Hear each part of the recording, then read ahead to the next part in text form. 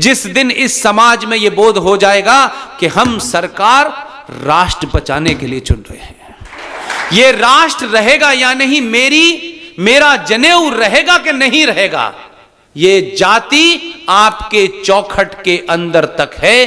किस गोत्र में शादी करनी है, ये घर की चौखट के अंदर है। जिस दिन से घर की चौखट से बाहर पैर निकालें, ये मानिए कि सिर्फ सनातनी है। इसलिए राष्ट्र बचाने वाले जो भी हैं, मैं ये नहीं कह रहा कि वो सबसे आइडियल हैं।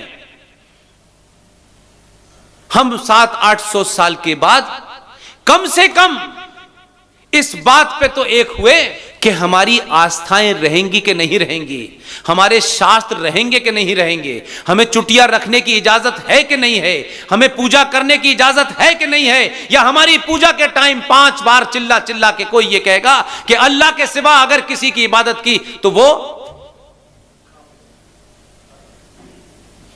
तय करना है आपको। इसलिए 5 साल तक जितना दिल चाहे उतना कास्ट का, जाति का खेल खेलिए। वोट डालने जब जाएं तो उस घंटे, उस सेकंड आपके मन में आप सनातनी होके दें और ये सोच के दें कि ये वोट राष्ट्र को बचाने वाली ताकतों को दे रहा हूं। इसलिए मेरी आस्थाओं पे चोट की गई तो काशी के अंदर हम वैसे बहुत बड़े 24 कैरेट के हिंदू हैं। बाबा विश्वनाथ जहां जहां है देश में, उसके सामने नंदी बैठा होता है।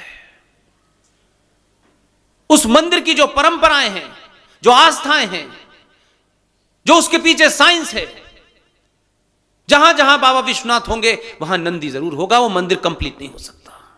हमारी कायरता और डरपोक और लालच से भरा हुआ सनातनी हिंदू समाज 47 के बाद जिनको जाना था चले गए। लेकिन आप सिर्फ मेरा तेरा, ऊंच नीच, मेरी जाति उसकी जाति में लगे रहे। आपने कभी नहीं सोचा यार हम बनारस जाते हैं, घर में मंदिर बहुत बड़े बड़े बना लिए हमने अपनी स्वार्थों के हिसाब से इस मंदिर से यह मांग पूरी नहीं हुई तो दूसरे मंदिर में चले गए। जितना बड़ा काम उतनी बड़ी रिश्वत। हमको कभी बोध नहीं हुआ, तकलीफ नहीं हुई कि हमारी आस्था के केंद्र बिंदु, हमारी साइंस के केंद्र बिंदु उस काशी में जहां बाबा विश्वनाथ बैठे थे, वहां इस्लामिक जिहादियों ने बाबा विश्वनाथ को हटा करके कहीं और रख दिया और नंदी पिछले 500 साल से अपनी सूनी आंखों से उस बाबा विश्वनाथ को ढूंढ रहा है। क्योंकि आपको अपनी आस्थाओं से क्या लेना देना, आप तो अपने प्रॉफिट लॉस में भगवान बदल लेते हैं। चलो यहां नहीं यहां कर देते हैं पूजा, क्या फर्क पड़ता है। आपको फर्क नहीं पड़ता हो, ध्यान रखिएगा, आप किसी भगवान की पूजा नहीं कर रहे। ये नंदी, ये बाबा विश्वनाथ, ये महाकाल, आप इसकी साइंस को नहीं जानते। समझ जाएंगे तो ये मंदिर सिर्फ भोग लगाने के लिए नहीं है। अपने इतिहास को खंगालिए, ये सारे के सारे साइंस पे आधारित हैं। आस्थाओं से इसलिए जोड़ा ताकि ये सुरक्षित रहे, जैसे पीपल का पेड़ सुरक्षित रहेगा। इसलिए हमने इस देश में सरकार बनाते वक्त क्या ध्यान में रखा, हमारी जीएसटी कम हो जाए, हमारी इनकम टैक्स में कोई छूट मिल जाए। और हम इतने लालची हैं कि पूरी दुनिया में यह मिसाल नहीं मिलती कि जो दुनिया की सबसे पुरानी संस्कृति है, आस्थाओं परंपराओं वाली संस्कृति है, हमने आज तक दुनिया के अंदर किसी युद्ध में किसी को बंदी बना करके उसकी गर्दन पे तलवार रख के नहीं कहा कि तुझे अपना मजहब छोड़ना होगा और हमारा मजहब एक्सेप्ट करना। हमारी एक मिसाल नहीं मिलती। मैं छोड़ दीजिए हजारों साल पुरानी, मैं तो आपको इस आजाद भारत की वो घटना बता रहा हूं जो मेरे और आपके सामने गुजरी है, लेकिन हमने उसको भी कभी ध्यान नहीं दिया। हमने उसके ऊपर भी कभी गर्व महसूस नहीं किया कि हम अपना सीना चौड़ा करके पब्लिक को बताते, दुनिया को बताते कि एक कायरों तुम किसको बात बता रहे हो, तुम उस आदमी को बता रहे हो। तो संस्कृति की बात कर रहा हूं मैं, सनातन हिंदू संस्कृति और इस्लामिक संस्कृति की बात कर रहा हूं आपके सामने। 1971 में इसी और मेरे और आपके सामने, हम, मेरी 6-7 साल उम्र रही होगी, आपकी किसी की ज्यादा रही होगी। 71 में भारतीय सेनाओं ने 93,000 93,000 पाकिस्तानी इस्लामिक सेना से सरेंडर कराया। जरा सोचिए थोड़ी देर के लिए, ये जो बात आपके अंदर एक सेंस ऑफ प्राइड भरती हो, आत्मसम्मान का बोध कराती हो, आपको अपने अंदर के सोए हुए पुरुषार्थ को जगाती हो, ये कोई नहीं बताता। 71 की लड़ाई में पाकिस्तान की जो इस्लामिक सेना थी उसके 93,000 लोगों को सरेंडर कराया। जनरल नियाजी ने साइन किए कि मैं अपनी सेना का सरेंडर कराता हूं, और सरकार कोई भी रही हो, यहां सरकार का महत्व नहीं है। उन 93,000 को 2 वक्त का खाना उसी सम्मान के साथ खिलाया जब भारत की बहुत अच्छी स्थिति नहीं थी। पूरे सम्मान के साथ भारत में गुस्सा था, रोष था, लोग समझते थे इनको मार दो। उसके बावजूद भी भारत की उस संस्कृति ने उनसे कहा, आप अपने देश के लिए लड़ रहे थे, इसमें आपका कसूर नहीं है, हमारा फौजी हमारे देश के लिए लड़ेगा, लेकिन उससे हमारी आपसे कोई निजी दुश्मनी नहीं है। उन 93,000 को पूरी इज्जत के साथ हमने पाकिस्तान जाने दिया। और जो लोग आपको बताते हैं कि एक इंसान की हत्या, कत्ल इंसानियत का कत्ल है, वो कितने बड़े फ्रॉड हैं। कारगिल युद्ध में एक फौजी पाकिस्तान में चला गया, कारगिल युद्ध में उसको पकड़ लिया पाकिस्तानी सेना ने। इसे कहते हैं आपकी संस्कृति, आपका राष्ट्र क्या है। उस सैनिक की पाकिस्तान की इस्लामिक फोर्स ने दोनों आंखें निकाली, दोनों किडनी निकाली और भारत को वापस कर दिया। आप गूगल पे सर्च करिए, उनके पिताजी जिंदा हैं। उस फौजी का नाम था सौरभ कालिया। एक रह गया था।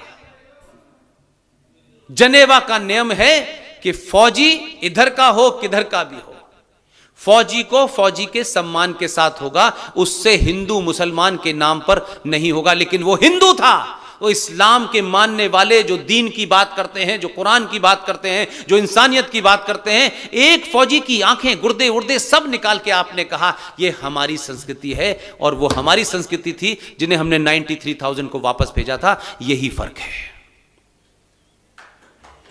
कौन है महान इस देश में?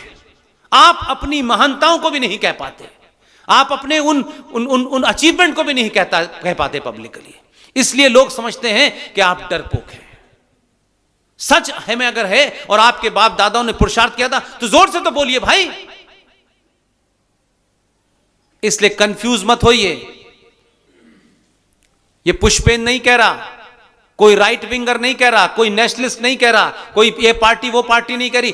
B.R. Ambedkar, doctor B.R. Ambedkar की किताब है पाकिस्तान और पार्टीशन ऑफ इंडिया, पेज 375 पे जाके पढ़ लें। अंबेडकर ने लिखा कि भारत का विभाजन मजहब के नाम पे हुआ था। जब तक भारत की धरती पे एक भी मुसलमान है, यह पार्टीशन पूरा नहीं माना जाएगा। यह कहने की हिम्मत है किसी में? चाटुकारिता के चलते समाज के ठेकेदार और हिंदुओं के ठेकेदार अब हमको दूसरा ज्ञान पढ़ा रहे हैं, क्योंकि सत्ता के स्वार्थ उनके बदल गए हैं। मेरा स्वार्थ सत्ता का हो सकता है, मैं राष्ट्र का स्वार्थ नहीं उसको करना चाहता।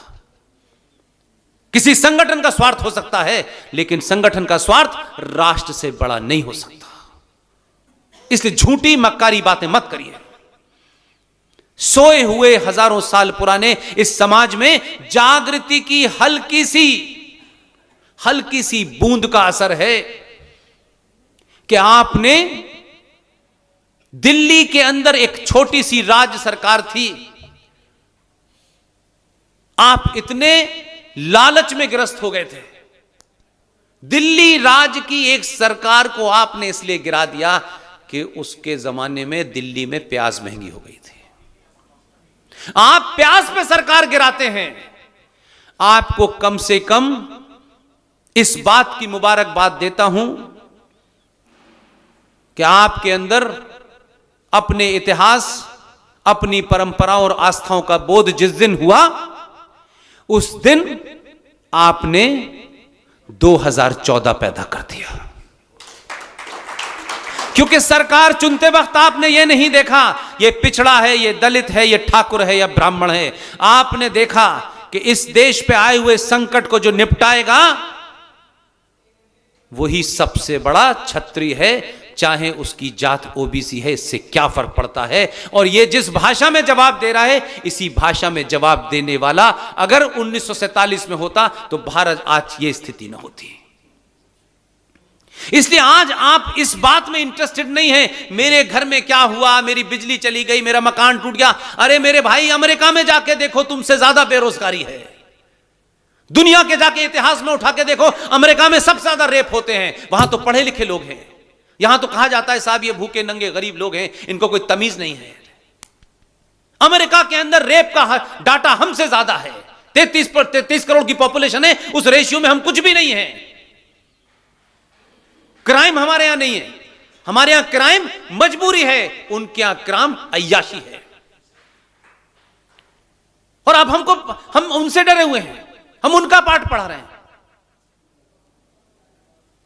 इसलिए अगर आपको राष्ट्र का बोध हो गया है कि राष्ट्र रहेगा तो हम सब रहेंगे, देश के रहने न रहने से कोई फर्क नहीं पड़ रहा। हजारों लोग ऑस्ट्रेलिया में, इंग्लैंड में, जर्मन में कहां कहां रह रहे हैं। आज भी पाकिस्तान बना, पाकिस्तान के अंदर बलूचिस्तान नाम का 4 राज्य हैं कुल मिला के पूरे पाकिस्तान में। आपके यहां 30 राज्य हैं। और आप उत्तर प्रदेश के रहने वाले उस सनातनी को इस बात का घमंड होना चाहिए। आपकी राजनीतिक प्रतिबद्धताएं क्या हैं, मुझे कोई इंटरेस्ट नहीं है। राजनीति ऐसे ही है कि जैसे परचूनी की दुकान पे सामान लेने जाएं, आपको इसका सामान अच्छा नहीं लगा तो दूसरे से ले लें। लेकिन कुछ दुकानें आपके खानदानी होती हैं कि यार हमें यहीं से लेना है क्योंकि यही सच बोलेगा। तो आप किसको वोट देते हैं ये मेरे लिए महत्व नहीं है। मेरे लिए महत्व यह है वोट देते वक्त, और ये कोई आज सोचता हो कि चुनाव हो रहा है, 5 साल से यही बात कह रहा हूं, सब इसी रिकॉर्ड पे है। मैंने कहा यादव ठाकुर बनिया है, जो कुछ भी बनना है बन जाइए, मुझे कोई इंटरेस्ट नहीं है, कोई इंटरेस्ट नहीं है। बेटी की शादी अपनी जाति में करिए, जो करना है करिए। जिस दिन इस समाज में यह बोध हो जाएगा कि हम सरकार राष्ट्र बचाने के लिए चुन रहे हैं, ये राष्ट्र रहेगा या नहीं, मेरा जनेऊ रहेगा कि नहीं रहेगा। कश्मीर में रहने वाला कश्मीरी हिंदू पंडित जिसको उसकी आस्थाओं और उपासनाओं के तरह उसको मारा गया, बलात्कार किया गया और 2500 को मार के उनको अपने ही राज्य से निकाल दिया गया। 5.5 लाख लोग सड़कों पे घूम रहे हैं। जिस दिन आपको उनकी चिंता होगी, जिस दिन आप उनके साथ खड़े होते तो बंगाल नहीं होता। आप अपनी दुनिया में खोए रहे। वो साला ब्राह्मण मर रहा है, मरने दो, वो ठाकुर मर रहा है, हमसे क्या लेना देना, हमारा मरेगा तो हम जाएंगे। नहीं, ये जाति आपके चौखट के अंदर तक है। किस गोत्र में शादी करनी है ये घर की चौखट के अंदर है।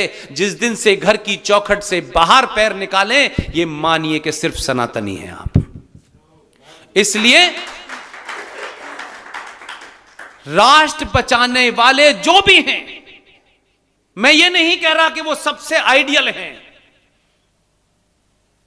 हम 700-800 साल के बाद कम से कम इस बात पे तो एक हुए कि हमारी आस्थाएं रहेंगी कि नहीं रहेंगी, हमारे शास्त्र रहेंगे कि नहीं रहेंगे, हमें चुटिया रखने की इजाजत है कि नहीं है, हमें पूजा करने की इजाजत है कि नहीं है, या हमारी पूजा के टाइम 5 बार चिल्ला चिल्ला के कोई ये कहेगा कि अल्लाह के सिवा अगर किसी की इबादत की तो वो